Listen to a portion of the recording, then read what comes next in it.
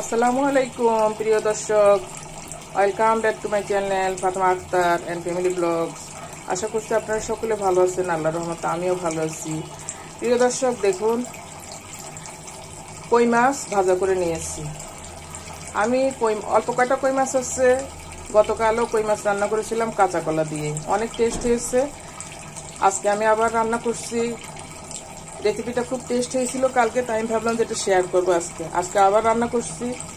দেখুন দর্শক, কাঁচকলা আর পটল কেটে নিয়েছি আমি, কই মাছগুলো দিয়ে ভাজা করা আছে, এটা দিয়ে রান্না করব। কিভাবে রান্না করব দেখতে থাকুন প্রিয় দর্শক। দেখুন প্রিয় দর্শক, আমি চুলায় গ্যাস কম, তাই আমি রাইস কুকার বসিয়েছি চুলায়। রাইস কুকারে আমি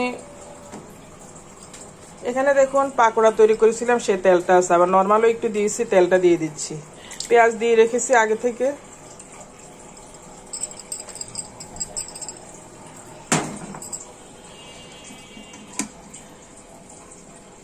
চুলায় গ্যাস না থাকাতে আমি আজকে রাইস কুকারে ভাতটা রান্না করে নিয়েছি। দেখুন এই যে ভাত রান্না করেছি রাইস কুকারে, বেশি সময় লাগে নাই, কিন্তু গ্যাসের জন্য আমার খুব কষ্ট হচ্ছিল অনেকদিন ধরে। একেবারে গ্যাস 3টা 2:30টার পরে আসে, রান্না করতে আসতে হয় 2:30টার পরে 3টার পরে কষ্ট হয়। দেখুন জিরা দিয়ে দিচ্ছি, তাই আজকে রাইস কুকারটা রান্নাঘরে নিয়ে এসেছি। রান্নাঘরে নিয়ে এসে রাইস কুকারে আমি রান্নাটা করব। ভাত করে ফেলছি, এখন তরকারি রান্না করছি। প্রথমে রাইস কুকার গরম হতে একটু সময় লাগে, যখন গরম হয়ে যায় তখন কিন্তু রান্না দ্রুত হয়ে যায়। দেখুন আমার তো মাছগুলো কষানো আছে, হলুদ দিয়ে দিচ্ছি।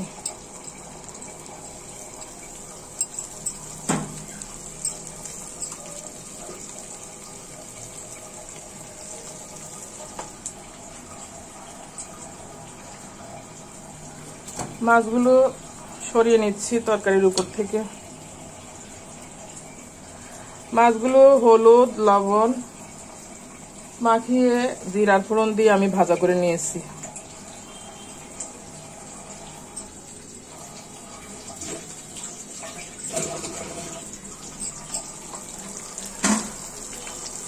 দেখুন তেলটা গরম হয়ে গিয়েছে। এটা হলো শহরের জন্য বিপদের বন্ধু, মানে গ্যাস যখন কম থাকে রাইস কুকারটা এই জন্য কিনেছি, তখন আর তবে এটা দূরে ছিল তাই হতো না সবসময়, তাই আজকে আমি রান্না করে নিয়ে আসলাম। যে এত কষ্ট আর করা যায়, বিকেলবেলা রান্না করতে হয়। এতে আমি আরো একটু কিছু ব্যবহার করবো আমার তরকারি, তো এটা নিয়ে আসছি। দেখুন দর্শক,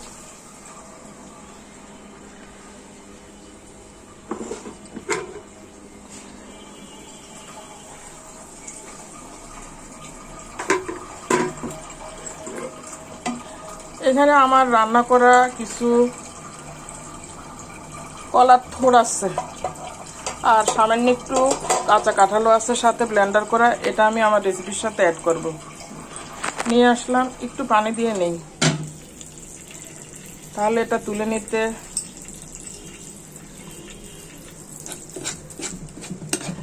এই রেসিপিটা খুব টেস্ট হয়েছে। এই রেসিপিটা দিয়ে দিলে আমার তরকারিটা একটু মাখো মাখো হবে।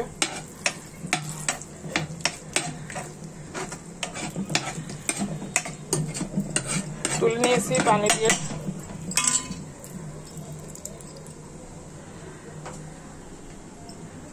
এখানে আমার মাছ ভাজা করার কড়াইটাতে পানি দিয়ে নিয়েছি। এই পানিটা আমি আমার রেসিপিতে ব্যবহার করব। তরকারিটা কষিয়ে নিয়ে এখানে দেখুন দর্শক, আমার মশলা আছে, আদা রসুন এগুলো আছে, এগুলো দিচ্ছি। কুটেও দিয়েছি, আর একটু বাটা ব্লেন্ডার করা মশলা দিচ্ছি, দিয়ে দিলাম। আরো একটু অ্যাড করব।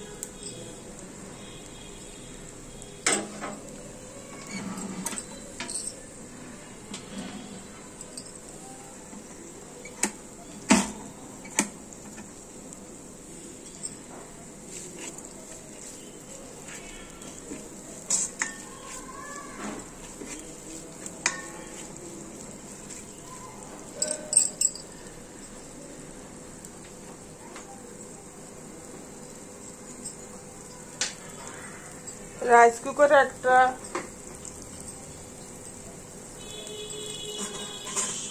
সমস্যা হলো, মানে একটু গরম হয়ে গেলে এটা বন্ধ হয়ে যায়, আবার ছেড়ে দিতে হয় চুলাটা।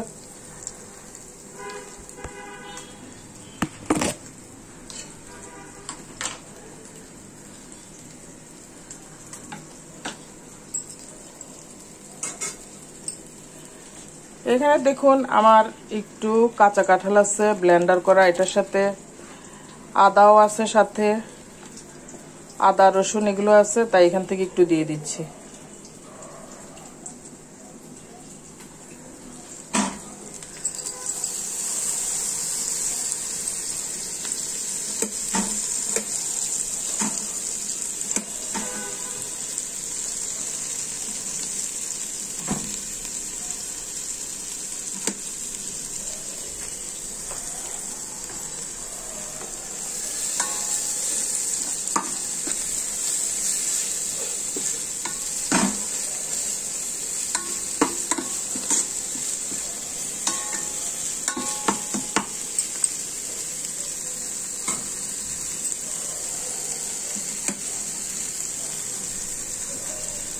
এখন দেখুন দর্শক, আমি আমার এই যে কেটে রাখা কাঁচা কলা, তারপরে পটলগুলো অর্ধেক ছুলেছি, কলাগুলো হলো কচি, কলাগুলোর ছিলকা রেখে দিয়েছি। এটা অনেক সফট, খেয়ে ফেলা যায় সফট, তাই আমি আর কলা ছিলকাটা ছিলিনি। পটলেরও অর্ধেক কষা ফেলেছি, অর্ধেক আছে, দিয়ে দিচ্ছি। দেখুন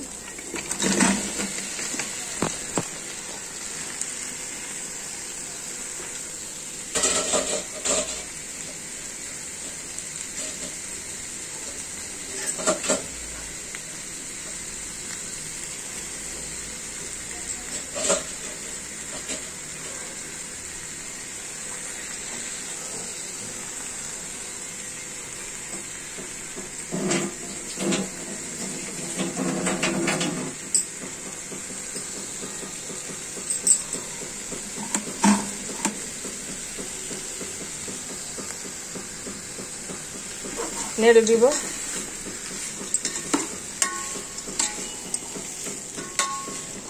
আমি আগে ভাবতাম যে কাঁচা কলা দিয়ে শুধু ইলিশ মাছ দিয়ে খাওয়া যায়, এখন দেখলাম যে কাঁচা কলা দিয়ে নর্মাল মাছ দিয়ে অনেক স্বাদ লাগে, মানে আনকমন স্বাদ লাগে।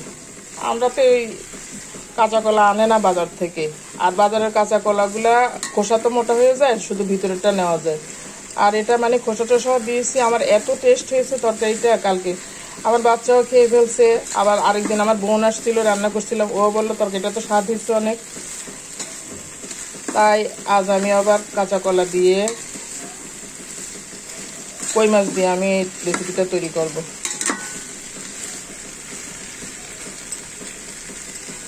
এখন আমি দেখুন দর্শক, এতে মরিচের গুঁড়ো অ্যাড করব। মরিচের গুঁড়ো দিয়ে দিলাম,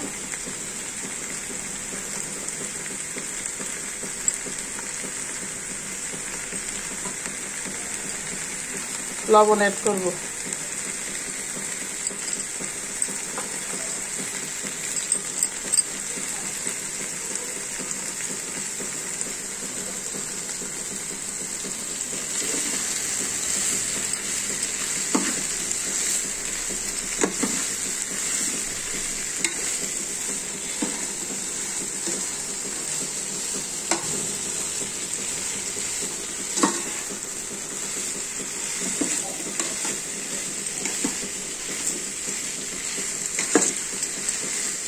আমার ভাত হতে 15 মিনিট লাগে না, এই সময় আমার মনে হয় 8-9 মিনিটে ভাতটা গরম হয়ে গেছে, ফুটে গিয়েছিল। আমি বন্ধ করে রেখেছি রাইস কুকার, আবার 4-5 মিনিট মানে ছেড়ে দিয়েছি কারেন্ট, ভাতটা হয়ে গেছে খুব দ্রুত।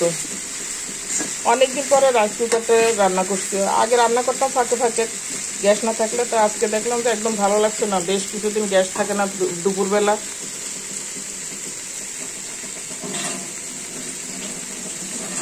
আর বর্তমানে বাজারে তো অনেক ধরনের চুলা পাওয়া যায়, কারেন্টের ইলেকট্রিক চুলাও আছে কিছু, ওইটা একটা কিনেছিলাম, ওইটা আমার ছেলেকে দিয়ে দিয়েছি। আর একটু কষিয়ে নিব দর্শক। দেখুন কষানো হবে, আমি তো জিরা দিয়েছি, তরকারিটা একটু ভাজা হলো, তরকারিটা তখন একটু টেস্টফুল হয় একটু ভেজে নিলে।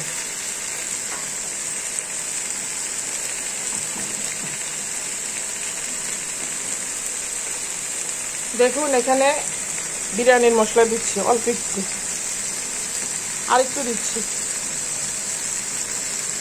এটা তো সব ধরনের মশলা আছে, আগে তো ব্যবহার করি না, বর্তমানে আমি দেখলাম যে এটা অল্প করে দিলে মাছ তরকারিটা ভালো হয়।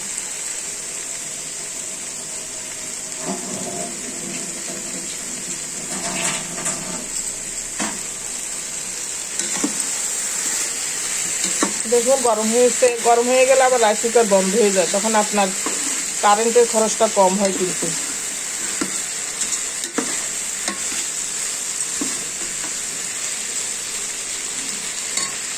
ওই তাপেই কিন্তু আবার তরকারিটা হয়ে যায়।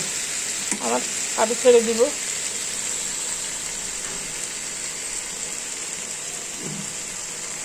প্রিয় দর্শক, আমি আর কষাবো না। দেখুন আমার এই যে রান্না করা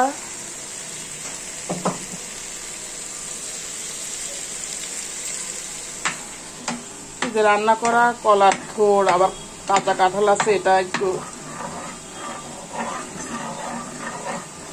ভালো করে একটু গুলিয়ে নেই। এই রেসিপিটাও টেস্ট হয়েছে, আমরা খেয়েছি রাতে। এখন এটা তরকারির সাথে দিয়ে দিব, তখন এই তরকারিটা মাখো মাখো হবে। দিয়ে দিচ্ছি। দেখুন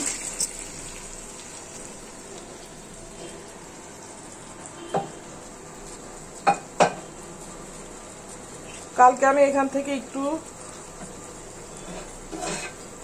কলার থোড় আবার কাঁচা কাঁঠাল মাছ তরকারিতে দিয়েছিলাম, খুব টেস্ট হয়েছে, এই জন্য আজকে আবার দিয়ে দিলাম।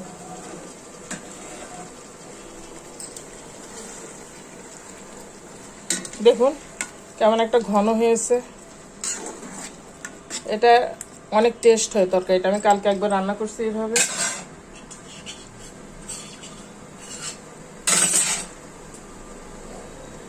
এখন আমি এই যে কই মাছ ভেজেছি, হাঁড়িটা ধুয়ে দিয়ে দিচ্ছি।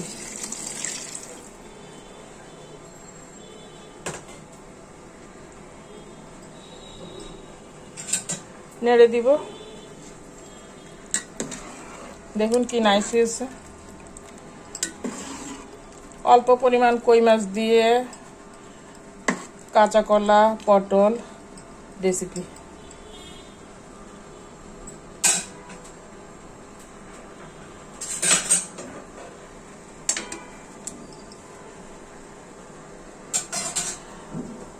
এখন দেখুন দর্শক, এই যে মাছগুলো ছেড়ে দিচ্ছি।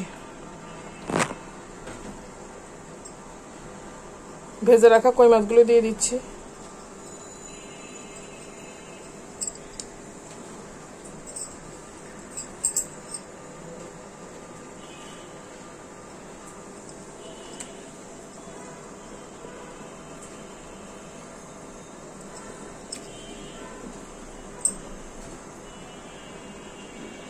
এভাবে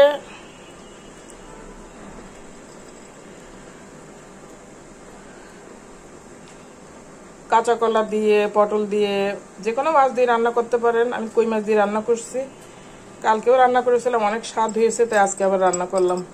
রেসিপি করে নিতে পারেন, এটা খেতে দুর্দান্ত টেস্ট হয়।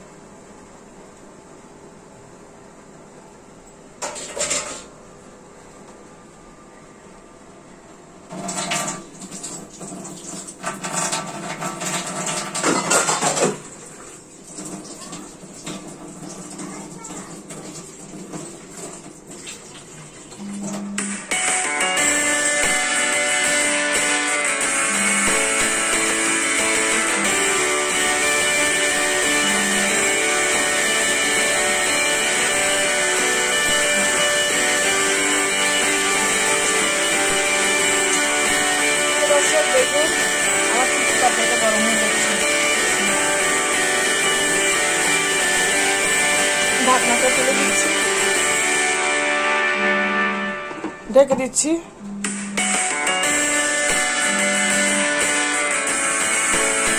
রাইস কুকারে আপনি রান্না করলে রান্নাটাও টেস্ট হয়।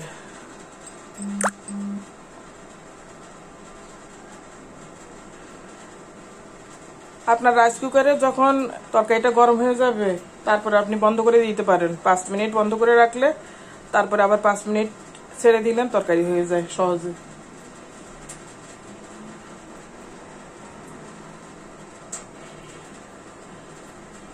প্রিয় দর্শক দেখুন,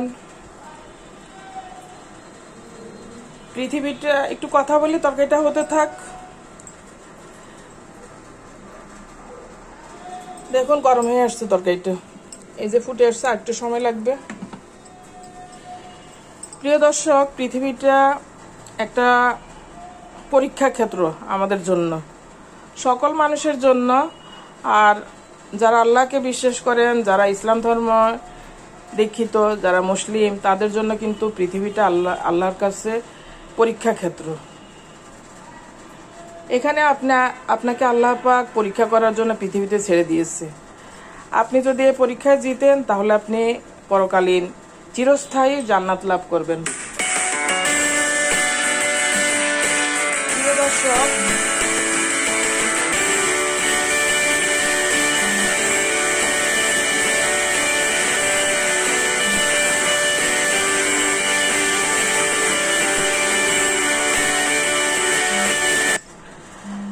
প্রিয় দর্শক দেখুন,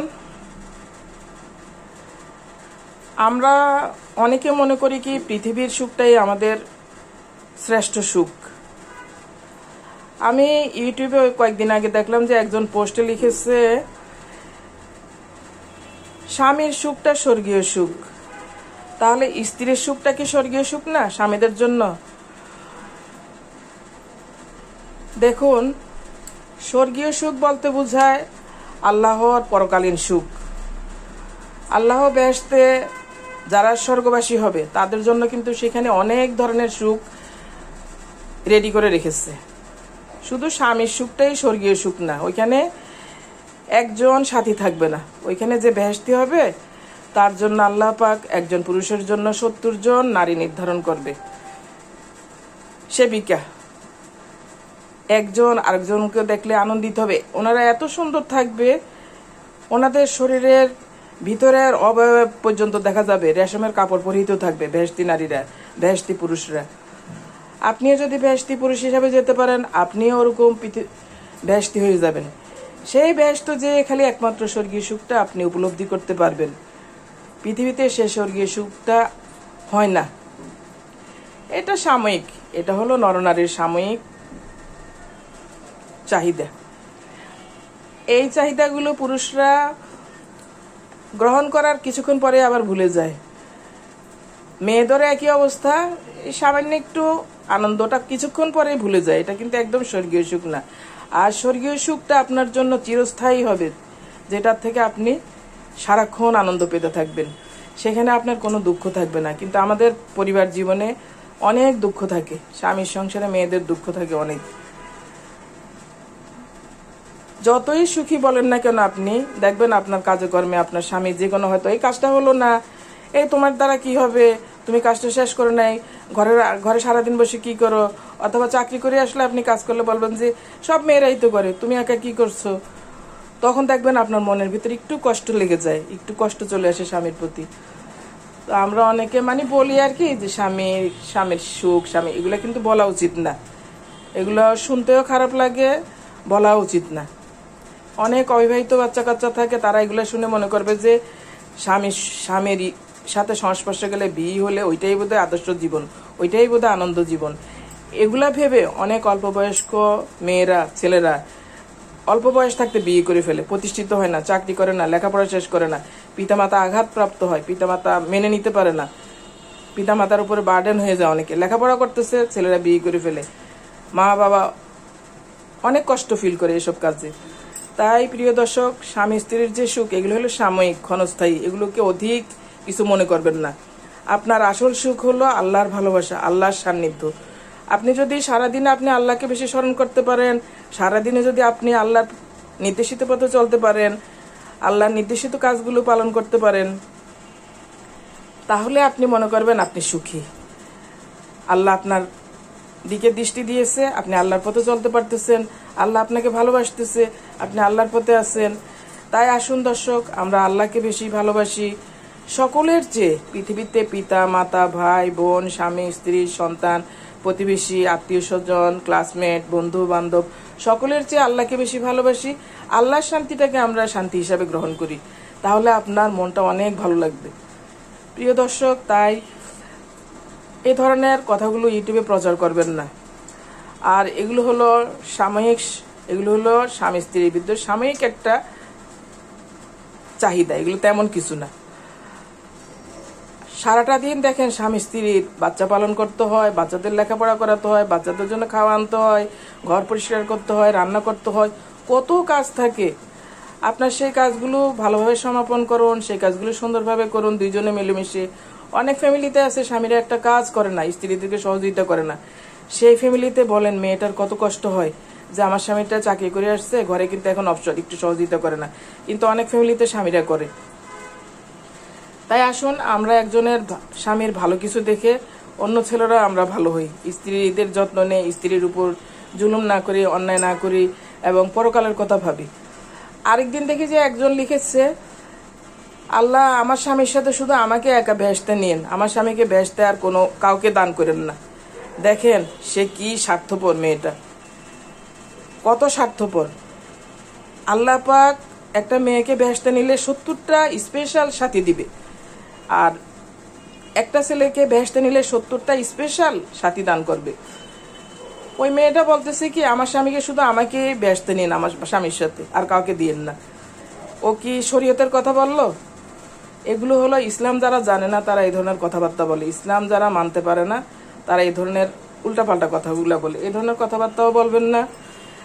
বর্তমানে দেখুন ছেলেরা একটা বিয়ে করার পরে আবার অন্য নারী দেখে, অন্য সবাই না, এটা লাখে একটা ছেলে, লাখে একটা ছেলে ঘরে স্ত্রী আছে, দেখা যায় যে সে অন্য নারী খুঁজতেছে, আবার খুঁজে খুঁজে একজন ধরে ফেলে, লুকাই তো ধরে।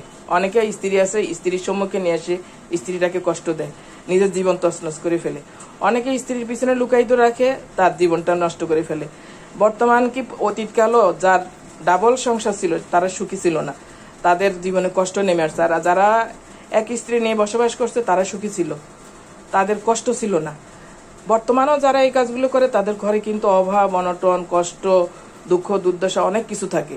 আর যারা এক স্ত্রী নিয়ে বসবাস করে তারা কিন্তু অনেক সুখে থাকে, যদি স্বামী স্ত্রী দুইজন ধার্মিক হয়, ধর্মীয় পথে চলাফেরা করে। তাই আসুন দর্শক, আমরা এই যে বিবাহিত লাইফের কথাগুলো আমরা যেন ইউটিউবে প্রচার না করি। এইসব জিনিসগুলো দেখে আমাদের সন্তানরা, অবিবাহিত বাচ্চা কাচ্চারা নষ্ট হয়ে যায়। ওরা মনে করে স্বামী স্ত্রীর সুখটা আসল, তাড়াতাড়ি বিয়ে করে ফেলি, এগুলো নিয়ে আমরা ঘুরি। দেখুন আমার রেসিপির কথা বলতে বলতে কিছু ভালো কথা শেয়ার করলাম। আমার রেসিপিটা হয়ে গিয়েছে, দেখুন আমার এই যে ঝোলটা কি সুন্দর হয়েছে, মাখো মাখো, এটা গাঢ় হয়েছে। আমি তো এই যে কলার থোড় দিয়েছি আর কাঁচা কাঁঠাল দিয়েছি, মশলা দিয়েছি একটু বাটা মশলা বেশি করে, কাঁচা কলা দিয়ে দেখুন আমার কই মাছ দিয়ে সুন্দর রেসিপিটা হয়ে গিয়েছে। মাছগুলো হয়ে গিয়েছে, একটু ঝোল খেয়ে দেখি রান্নাটাও হয়ে গেল। আমি না হলে 3টা বাজে রান্না করতে হতো, রাইস কুকারে দিয়ে দিলাম, কারেন্ট গেল একটু, আমি ফ্যান ট্যান বন্ধ করে দিয়েছি। ওই ফ্যান বন্ধর বিলটা এখানে উঠবে, আমি ভাবলাম আমি তো খালি খালি কেন কষ্ট করবো। প্রিয় দর্শক, অনেক টেস্ট হয়েছে। দেখুন অনেকগুলো তরকারি দিয়েছি, সাথে মাত্র 4টা কই মাছ দিয়েছি। ইচ্ছা হলে দর্শক আপনি এমন করে সুন্দর করে কই মাছ দিয়ে, কাঁচা কলা দিয়ে দেখুন এই যে কি সুন্দর হয়েছে। পটলগুলো এখনো একটু সবুজ সবুজ আছে, কলাটাও দেখুন কি সুন্দর আস্ত পিস আছে, একটা জিনিসও ভাঙে নাই। অনেক সময় তরকারি অনেকে ভেঙে দেয়, 2-4 পিস ভালো লাগে, আবার অনেক সময় না ভাঙলে ভালো লাগে। দেখুন এই যে পটলগুলো এখনো কি সুন্দর সবুজ আসছে, পুরাটা তরকারিতে আমার জিনিসগুলো সুন্দর আছে। এটা খেতে দুর্দান্ত স্বাদ হবে। ভালো থাকুন দর্শক, আপনাদের জন্য রইল শুভকামনা। আমার রেসিপিটি ভালো লেগে থাকলে আমার চ্যানেলটি সাবস্ক্রাইব করুন। দেখুন এই যে কই মাছগুলো সুন্দর আস্তে আস্তে। আল্লাহ হাফেজ।